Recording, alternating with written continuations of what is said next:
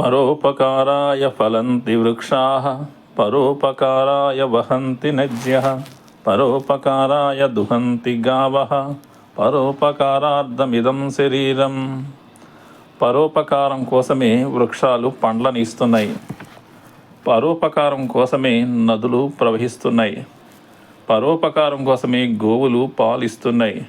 కాబట్టి వాటి వల్ల వృద్ధి పొందిన మన శరీరం కూడా పరోపకారం కోసమే ఉండాలి. వృక్షాలు, నదులు, గోవులు తాము చేసే పనుల వల్ల ఎలాంటి లాభాన్ని ఆశించటం లేదు. పరులు వాటిని అనుభవించి ఆనందించే విధంగా అవి ప్రవర్తిస్తున్నాయి. వాటిని చూసి మానవులు కూడా తమ జీవితాలను పరోపకారం కోసమే ఉపయోగించాలి అనే సందేశాన్ని గ్రహించాలి. ప్రకృతి నుంచి ఎటువంటి మంచి లక్షణాలను గ్రహించాలో భర్తృహరి ఈ శ్లోకంలో తెలియజేశారు.